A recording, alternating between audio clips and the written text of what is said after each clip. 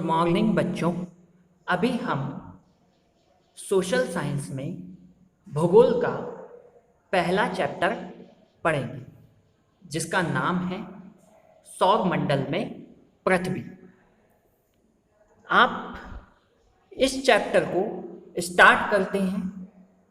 लिखा हुआ है कि सूर्यास्त के बाद मतलब जब सूर्य अस्त हो जाता है उसके बाद आकाश को देखना कितना अच्छा लगता है। सूर्यास्त के बाद आकाश को देखना कितना अच्छा लगता है। आसमान में पहले एक या दो चमकते बिंदु ही दिखते हैं। आसमान में पहले एक या दो चमकते बिंदु ही दिखते हैं, लेकिन बाद में इनकी संख्या धीरे धीरे बढ़ती जाती है। पहले एक या दो बिंदु दिखते हैं, फिर बाद में इनकी संख्या बढ़ती जाती है। आप इनकी गणना भी नहीं कर पाएंगे किनकी, इन बिंदुओं की। यहाँ पर बात तारों की हो रही है। पूरे आकाश में छोटी छोटी वस्तुएं भर जाती हैं। पूरा जो आकाश होता है उसमें छोटी छोटी चमकदार वस्तुएं भर जाती हैं। इनमें से कुछ चमकीले होते हैं और कुछ धुंधले। ये जो चमकदार वस्तुएं अर्थात तारे हैं, कुछ चमकीले होते हैं और कुछ धुंधले होते हैं। ऐसा लगता है जैसे आकाश में हीरे जड़े हों। यहाँ पर तारों की तुलना हो रही है हीरों से। इनमें से कुछ टिमटिमाते प्रतीत होते हैं। ये जो कुछ तारे हैं या फिर कुछ वस्तुएं हैं, टिमटिमाती प्रतीत होती हैं। अगर आप इन्हें ध्यान से देखेंगे तो आप देखेंगे इनमें कुछ की टिमटिमाहट अन्य वस्तुओं से अलग है। मतलब कुछ की टिमटिमाहट जो टिमटिमाएंगे, शाइन करेंगे, वो दूसरे तारों से अलग होगी। या तो ज़्यादा होगी या कम होगी। ये बिना किसी टिमटिमाहट के चंद्रमा के समान चमकते हैं।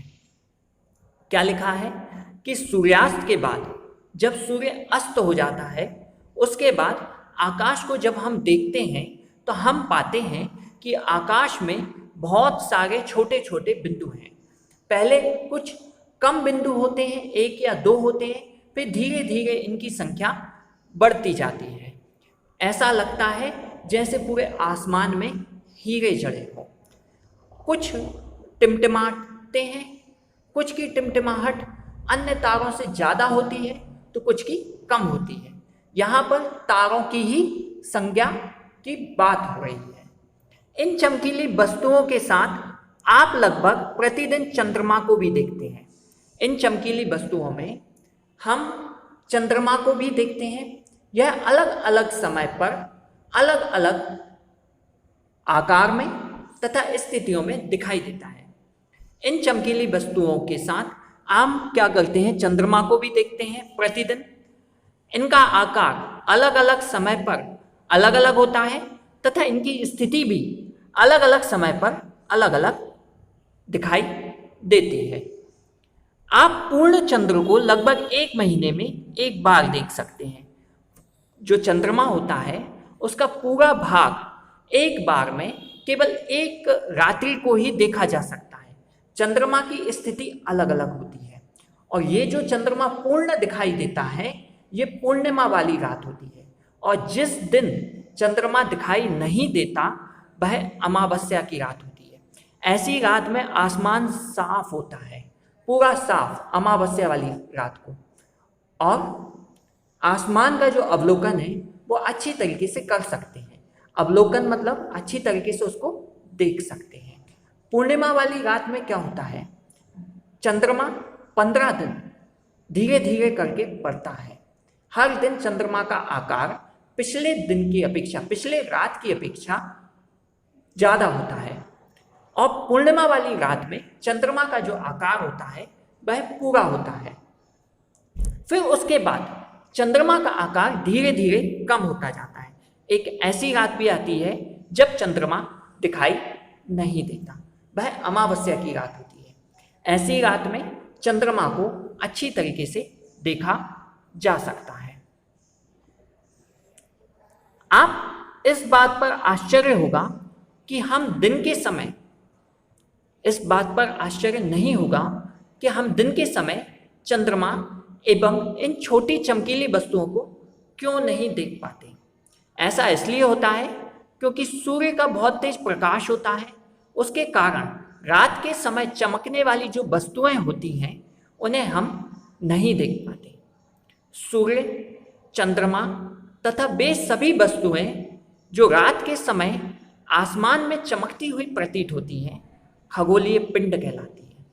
क्या होता है कि ये जो वस्तुओं की बात चल रही है, तारे और चंद्रमा, इन्हें हम दिन के समय में नहीं देख पाते क्योंकि सूर्य का इतना अत्यधिक तेज प्रकाश होता है कि रात में जो चमकने वाली जो वस्तुएं होती हैं उन्हें हम नहीं देख पाते। सूर्य, चंद्रमा व वे सभी वस्तुएं जो रात के समय आसमान में चमकती हैं खगोलीय पिंड कहलाती हैं।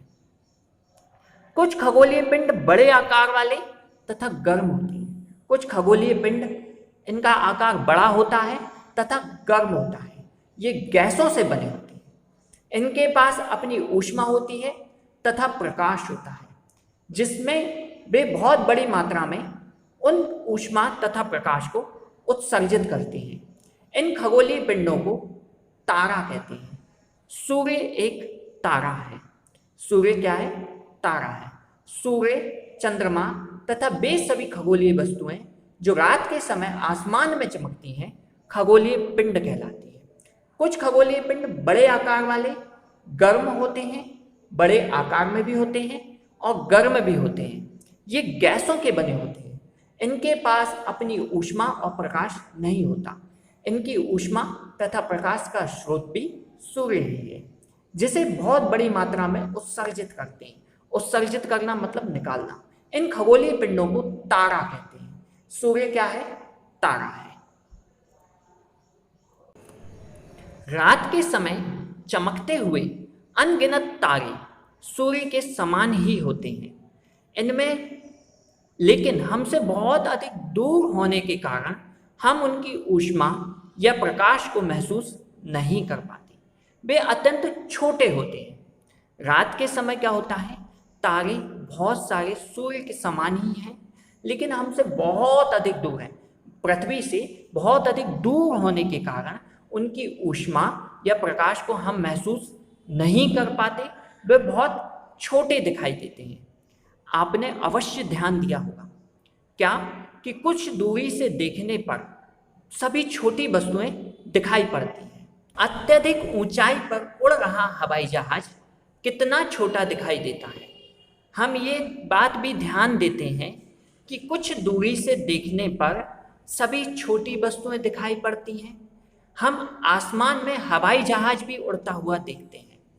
ये हम देख पाते हैं लेकिन वह बहुत छोटा दिखाई देता है। रात्रि में आसमान की ओर देखते समय तारों के विभिन्न समूहों द्वारा बनाई गई विभिन्न आकृतियों को देख पाते हैं। रात्रि में आसमान की ओर देखते समय आप तारों के विभिन्न समूहों द्वारा बनाई गई विविध आकृतियों को देख पाते हैं। ये नक्षत्र मंडल कहलाते हैं। अर्सा मेजर या बिग बियर इसी प्रकार का एक नक्षत्र मंडल है। तारों द्वारा बनाई गई विभिन्न प्रकार की आकृति क्या कहलाती है? नक्षत्र मंडल कहलाती है। बहुत आसानी से पहचान में आने वाला नक्षत्र मंडल है सप्तऋषि तारा मंडल।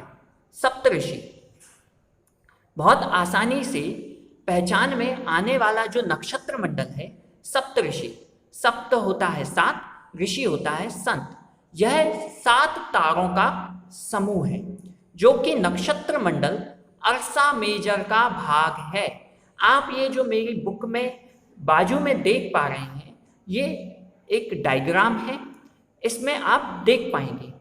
अपने परिवार या पड़ोस में किसी व्यक्ति से कहें कि वह आपको आसमान में और अधिक तारों या नक्षत्र मंडल को दिखाएं। आप क्या करते हैं? रात्रि में आसमान को देखते हैं, तारों के विभिन्न समूहों द्वारा बनाई गई आकृतियों को भी देखते हैं। मतलब तारों द्वारा बनाई गई विभिन्न प्रकार की आकृतियां क्या कहलाती हैं? नक्षत्र मंडल कहलाती हैं। ये अर्सा मेजर या बिग बियर इसी प्रकार का एक नक्षत्र मंडल है। बहुत आसानी से पहचान में आने वाला नक्षत्र मंडल है। सप्तऋषि, यह सप्तऋषि तारा मंडल यह 7 तारों का समूह है, जो कि नक्षत्र मंडल अर्सा मेजर का भाग है। आप समझ गए? सप्तऋषि तारा मंडल ये 7 तारों का एक समूह है। आप देख पाएंगे ये जो चित्र है 1.1, इसमें इसी चित्र की चर्चा हुई है। ये जो तारा है उत्तर दिशा में, मतलब लड़की की जो आंख से जो दूरी तक पे जा रहा है वह ध्रुव तारा है। ध्रुव तारा क्या होता है कि ये अन्य तारों की अपेक्षा अधिक चमकीला होता है। जो सप्तऋषि तारा मंडल है इसका आकार एक चम्मच की भांति होता है। ये हमारे पहला चैप्टर सौर मंडल में पृथ्वी इसका प्रथम भाग है। अगले भाग में हम इसके आगे अध्ययन करेंगे। धन्यवाद।